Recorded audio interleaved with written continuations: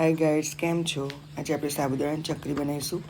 એના માટે મેં લગભગ 1.5 કિલો બટાકા લીધા છે અને સવા 2 કિલો જેટલા સાબુદાણા લીધા છે, જે મેં ઓવરનાઇટ પલાળી રાખ્યા છે.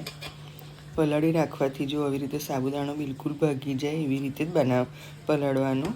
પાણી થોડું વધારે રેડવાનું અને જે આપણે વાસણમાં પલાળવાનું છે, બનાવવાનું છે, એ જ વાસણમાં પલાળી દેવાનું, એટલે બહુ ઝંઝટ રહે નહીં. હવે મેં બટાકા બધા બાફી દીધા છે. બાફીને હવે એને બિલકુલ આપણે એને ઠંડા થવા દેવાના છે.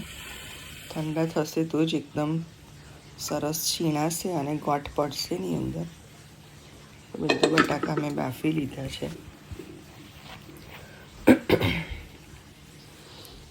બિલકુલ એને ઠંડા થવા દેવાના છે.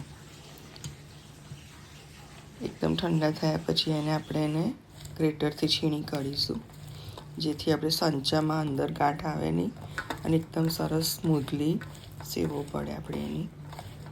તો બધા મેં બટાકા આવી રીતે છીણી લીધા છે.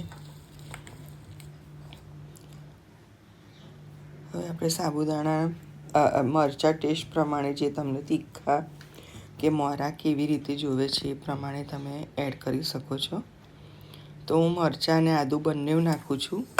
તો મેં મરચાં અને આદું બંને નાખ્યું છે અને થોડું પાણી રેડી, જેમ જરૂર પડે એમ થોડું પાણી રેડતું જવાનું અને મિક્સ કરતું જવાનું. એવી રીતે મેં ખીરું બનાવ્યું છે. તો આદું અને મરચાં બંને મેં અંદર નાખી દીધા છે બધા, અને થોડા પેલા જે આપણે બટાકા છીણ્યા હતા એ પણ અંદર એડ કરી દીધા છે. હવે જીરું નાખીશું અને સિંધવ ખાર, જે આપણે ફરાળમાં ખાઈએ છીએ, એ સિંધવ ખાર નાખીશું. એટલે એકદમ સરસ જીરાનો કલર પણ ફાઇન આવશે.